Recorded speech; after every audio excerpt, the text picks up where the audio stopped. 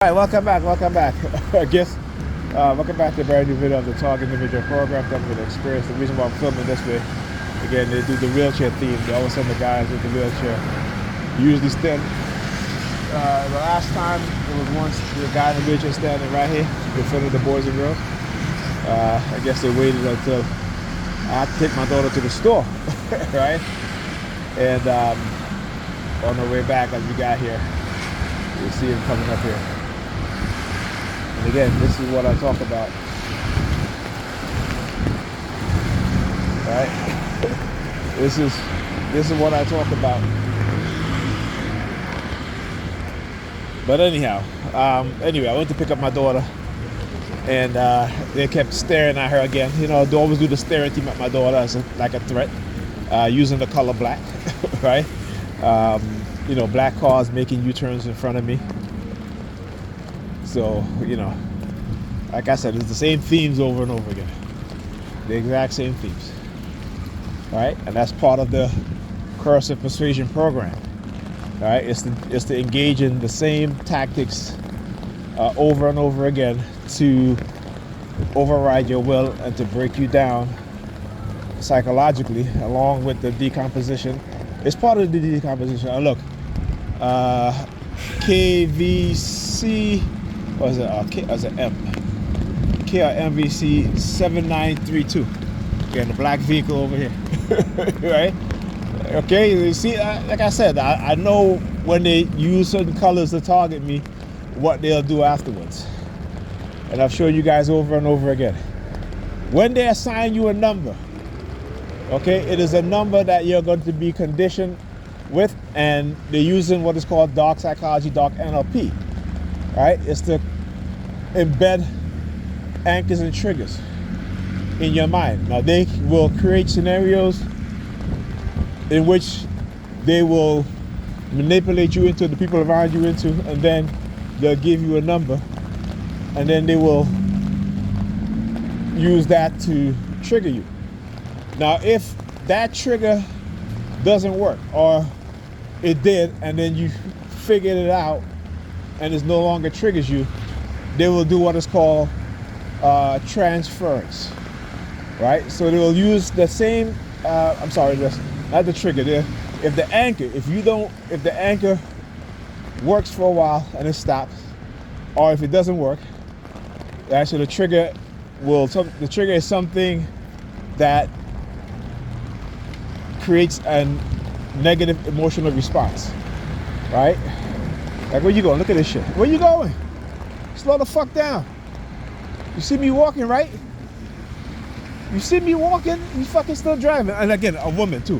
It is, you see what I'm talking about? They always use women to do this, right? They always use women. A woman almost hit me at this corner here. Another woman almost ran me over, right? It's always women. That's what they do. Again, their tactics don't fail. I keep showing you guys some things they'll do on a daily basis, right? Other things they'll do once in a while, because again, they don't want me to, let number 32. Other things they don't want me to, I noticed that the car is white too, right? 132756. That's the license plate. And the woman that, again, see me walking, and she just kept driving towards me, right? She won't even stop. She's on the damn sidewalk, cut through the damn gas station. Okay? I should have got her damn license plate. But anyhow, and then you see their car. Remember, right? They'll use the same colors, right? I was just talking about this, right? Anchors and triggers, NLP, formula association. Okay? So anyway, so they'll do transference, meaning that they'll keep the trigger, right? That's always going to be there. But what they'll do is that they'll create a new anchor, right? Or they'll try to create a new anchor to see if you will create an association with it. You know, they've done it so many times. They've used women, they've used the police, they've used, you know, my apartment building, they've used Pam's apartment building, they've used Pam, you know what I'm saying? You know? They've used others too. I can't really remember all of them, but you know, they'll do it because again, this is trying to, we talk about these type of experiments also, not only is to cover up for their crime of non-consensual human experimentation, illegal microchipping, but to also do these type of experiments within the society to see how they can manipulate people, not just you as an individual. Look, white girl running in front of me. Look, she's running in front of me. She was running to get in front of me. All right, as soon as she got in front of me, she stopped running. Look. I mean, come on, it's raining. You act like you running from the rain, but you're not running. Shit, get your damn umbrella. Right? But like I said, it's a combination use of white girls also. But yeah. So what I suspect is going to happen now is they're going to start using the color white along with the color black. Look at him, still standing there. Look how long. I literally pick up my daughter from school and I'm walking very slow. Took her to the store, which I had to walk back, right? Then took her to the boys and girls. Then waited, right? Then waited. Listen to the conversation. What the key words that they say. Listen to the conversations, and they'll send you this subliminal message. Okay? So this is what they do. So, because as I mentioned, she's like, oh, God, give me a lawyer. Right? So one thing that they'll try to do too is try to prevent me from seeking out legal advice from lawyers, right? Or to sue them, right? Again, to try to deter you from suing them for what it is that they're doing, right? Again, this is what I talk about. You know, we talk about a criminal organization, right? Criminal entity. And as a TI, you got to understand what it is that they're doing to you. Because it's not just you. They're doing it to the population as well. Right? But the population is tricked into believing that the only person that's getting negatively harmed by this is you, the TIs. Right? And it's not. The public is being harmed by it. Okay? The public is being harmed by it. But, you know, religion makes people do. Look, the white car. You see what I said, right? With a white car. So again, I call it like I see it, because I know. Now there's a car with its lights on all the way down there. I just turned on its lights, a white vehicle. Right? Now is it pulling out of the parking space? Or is it still in the parking space? Look at it, it's all the way down there. Let me see if I can show you guys. So if you look all the way down there with the lights on, the white car. All the other vehicles have their lights off. Even the one that's double parked. But the white car has the lights on. So again, just to show you guys how they do dark NLP, neurolinguistic programming, that's how they do it. So to have somebody try to like run you over, right? But in this time, because I'm filming, so she's driving slow. Whereas before, they would drive fast. You know, I remember I was walking across the corner. I was talking about walking across the street, and this woman in her vehicle, like literally almost ran me over. And I had to tap the hood of her car, and then she swerved and slammed on the brakes. And she was like, "Oh, I didn't see you." I'm like, "What do you mean you didn't see me? You almost ran me over." Right? I'm like, "How you not see me? You're turning. I'm looking at you. You're looking at me." Because I literally froze. I'm just like, "What is this woman doing?" And I literally had to tap on her hood. Right? Literally, I tapped on her hood, and she's like, "Oh, I'm so sorry, I didn't see you." I'm like, "Yeah, okay." But they do these things as a threat and try to mask it. Get in your personal department? Woo. Yeah, they do these things because, again, they try to mask what it is that they're doing. As if they don't know what it is that they do. "Oh, I'm sorry." Or they bump into you. "Oh, I'm sorry. You know, when I start to when I have to realize what they were doing, and I start like stiffening up my shoulder, whenever they try to bump me, I would pry my shoulder back into their chest. Right? And then like, "Oh, I'm sorry. When I start doing that a couple of times, guess what? They stop doing that. They stop doing that shit.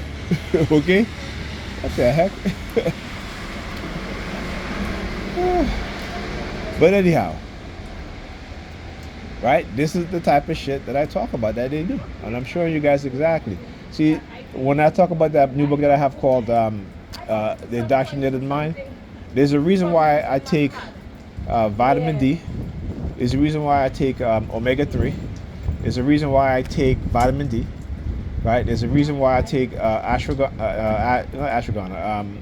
ginkgo, right? There's a reason why I take black seed oil. There's a reason why I take gummy sea moss, right? There's a reason why I take a lot of supplements that I take, because it is to combat the weaponization of stress, right? That they cause you, right? Vitamin B. Vitamin B. If you're a TI, you need to take these things. You need to take vitamin B, vitamin D, particularly if you're black. Take vitamin D, vitamin B. Okay, a multivitamin on top of the additional vitamin B. And when you take vitamin B, take vitamin B complex. Vitamin B complex helps to release stress. Okay, go and Google what stress does to you. Okay, go and Google that. And again, that's why, like I said, they weaponize stress against black people. Black people, we live a very stressful life in America. And there's a reason why. Because they weaponize these things. They weaponize the science against us. They weaponize our biology against us. They weaponize the environment against us. Everything is weaponized against us. The financial institutions weaponized against us.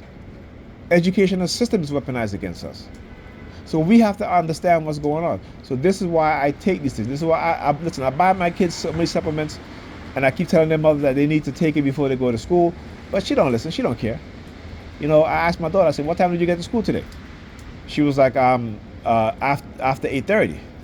Now I called Pam at 7:15 this morning because I was up and I forgot to call her earlier. I think I woke up around 6 o'clock. My alarm went off. Right. And I was just, laying in bed having. I woke up. It was like, and I got out of bed. It was like 7:50. So I said, "Let me call her." Call her. She was like, "Oh, I'm in the shower. I went to woke the kids up, and then I went into the shower." And I'm like, "Okay, but this is what I'm talking about." I said, "You can't." I keep telling you, you can't do that. When you're waking the kids up, they're going to be. It's going to be at least 10 minutes before they actually get out of bed. You just going, "Hey, kids, get up, get up, get up." While you go in the shower afterwards, they go right back to sleep. So she didn't get out of the shower. I asked my daughter, I said, "What time did your mother wake you up?" At 7:30. Now my daughter got to be to school at 8 o'clock. She didn't get to school until what? She said, 8:35, so let's put it like 8:40. It might be even later than that, okay? Ethan got to school late. So again, even when I'm not there, I try to do things to help her out, so at least try to get the kids out of the house on time. But no, she is going to always take care of herself first, okay? She's going to always take care of herself first in those manner. I can understand there's certain things you want to do to take care of yourself first. But in the morning, you should be getting the kids out of the house. You get up early, wake the kids up early. You take, if you take Alyssa to school, either leave the house, like I said, 7:40 the latest, to get to school for 8:10. Right? But it doesn't matter to her. She's going to do herself first, and then take care of the kids, right? So it doesn't matter if the kids are going to be late, right? The fact is that if she wants to get to work at a decent time, she's going to put herself ahead of the kids. And when I left last night, I ironed Ethan's clothes, and Alyssa went to bed immediately after, because when I got home, I called her. I said, "The kids sleeping?" She's like, "Yeah." Right? So just to make sure. But again, that's not. What they're trying to do, like I said, is they try to make me subservient to her while she go do whatever she wants to do, and I got to be here with the kids and this and that and such, right? And I keep telling her, I'm not playing house, because none of your female friends that have children, particularly male children, will want their sons to grow up and advise them to do what I'm doing. And like I keep telling her, I say, "You're very lucky. I am the type of person that I am." Okay? So yeah. But anyhow, I'll talk to you guys in the next video.